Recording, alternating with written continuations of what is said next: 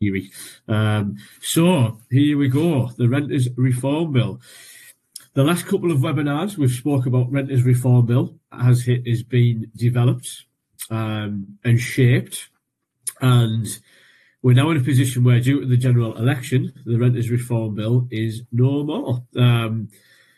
Parliament ran out of time, so only just, I believe, but the Renters Reform Bill was all but there, all but about to become potentially law, and general election was called and it in effect didn't make it through.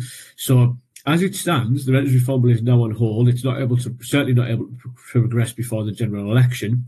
And my understanding is that regardless of the election outcome, the Renters Reform Bill would have to start again in terms of the parliamentary process. So it would go right back to the beginning of sort of consultation. And I know there was a lot of campaigning from the likes of NRLA and other entities to shape and develop this bill. So that process would start again, basically post-general election. So some of the planning that we all did, certainly as agents we were starting to do, is now on hold, waiting to see what happens and what comes. And what I will say, I'll only run through this relatively quickly. The fact that Renters Reform Bill hasn't happened is not all good news for landlords, because there were some that I'm going to go through now. Actually, there were some quite positive things in the Renters Reform Bill for landlords, letting agents, and the sector in general, which is what I'm going to whistle stop through now. Because I think actually, regardless of what happens politically, there will be some form of Renters Reform Bill. You know, it may be under a different name and the details may be different, but I think, as you'll see later on the slides, there will be an element of reform, probably very similar in a different package, in my opinion, but we will see. But yes, there were some positives. The point I mentioned at the bottom, there was going to be this reinforcement of the decent home standards. As I've got on the slide there, I think yours will catch up, but 21% of properties were expected not to meet the decent homes standard. Now, I would suggest those 21% of properties are the ones that drag the sector down. They're the ones that give us a bad name as private rented landlords. And actually, landlords like ourselves, who are doing our best, who are, you know, respectable, working within the law, wouldn't be afraid of the decent home standards, but I think it would be a really good thing for the wider sector if the decent home standards was policed properly. And it would certainly actually be a really good thing for the people who are residing in those properties, because decent homes really looked at what they would call serious hazards. Now, none of us would want to live in or occupy a property with a serious hazard. It tends to be that they're insecure, adequately heated, have damp or mould.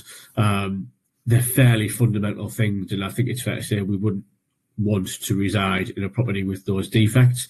So Renters Reform Bill would have brought this extra policing of the decent homes standard, and that actually would have been a positive, frankly, for the wider industry and for the private rented sector, and certainly for the residents. I think, if nothing else, it might have driven out some landlords. They're the landlords who will never come to the likes of this evening, because they're the landlords who don't want to and have no intention of complying.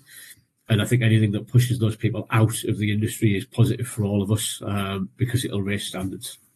So it's a shame that's something that's gone by the wayside, with Renters Reform Bill being shelved or parked, shall we say. There were also proposals for the property ombudsman.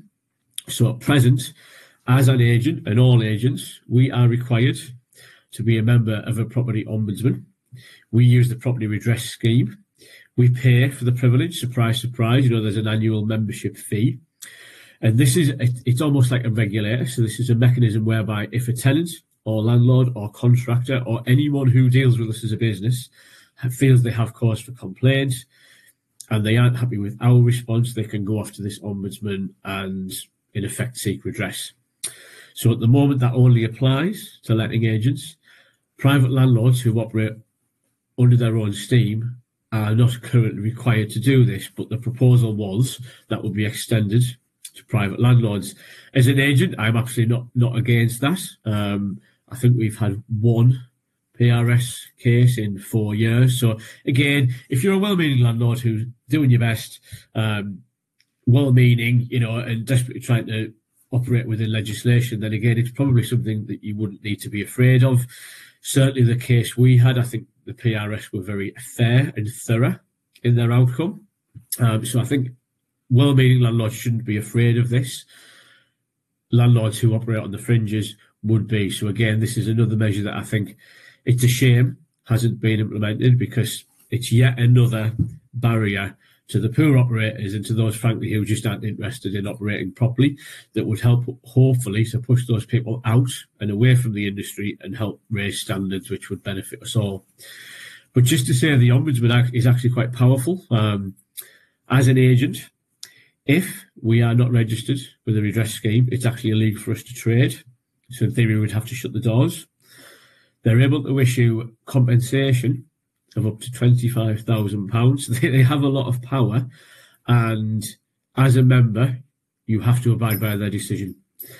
So if a judgment was made against us as an agent and we didn't comply, we would in effect be ejected from the property redress scheme. Ironically, all of the other schemes do not accept somebody who has been refused membership of one scheme. So in effect, by not honouring their judgments, well, in effect, we will be pushed to cease to trade, basically. And I presume they'll come up with similar for private landlords in terms of some kind of mechanism to push those people out of the sector, or maybe to push them into having management from letting agents. But again, it would have been another barrier that I think would have helped to increase standards, basically.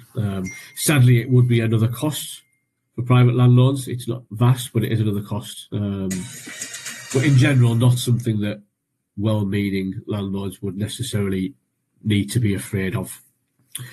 And then the big one that will come up in the next section I'm going to talk about was this abolishment of Section 21. This is the thing that made the press. This is the thing where landlords were all, desperately going to be selling up and abandoning private renting because of this Section 21 being abolished. So Section 21 is the main route we currently use to gain possession of a property, and all the headlines in the papers and on the news was that landlords weren't going to be able to gain possession of their properties.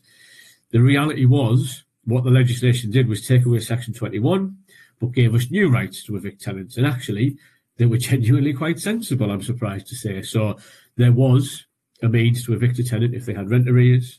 There was actually better routes for antisocial behaviour.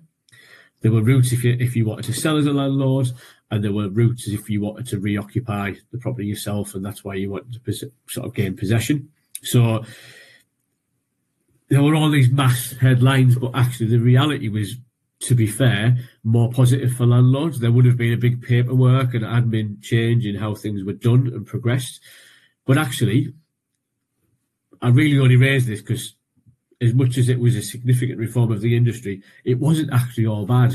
And what I would say, the second from last point that was genuinely very positive, Renters Reform Bill had said some of these changes would only happen when the court system was reformed. Now, that is something that we would absolutely welcome. I know anybody who has tried to evict a tenant through the courts will know that it is hugely time-consuming, archaic in its operation.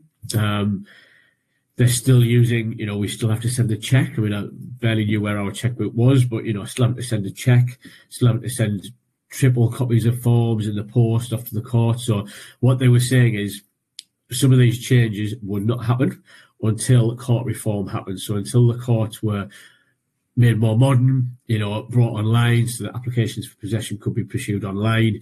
There was proposals about extra court hearings so that things could be more speedy. So that was certainly something that we genuinely would absolutely welcome. So renters reform wasn't all bad.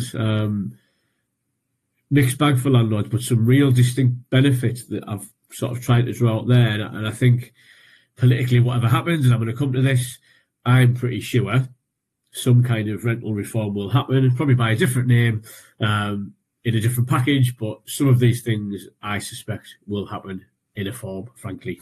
And just interested to mention the last point, it was an election promise in the last general election that Section 21 will be abolished. So they didn't quite make it, ironically. But what I'm going to come to is, it seems to appear in every manifesto this time, so I'll come to that shortly. So that's the next section.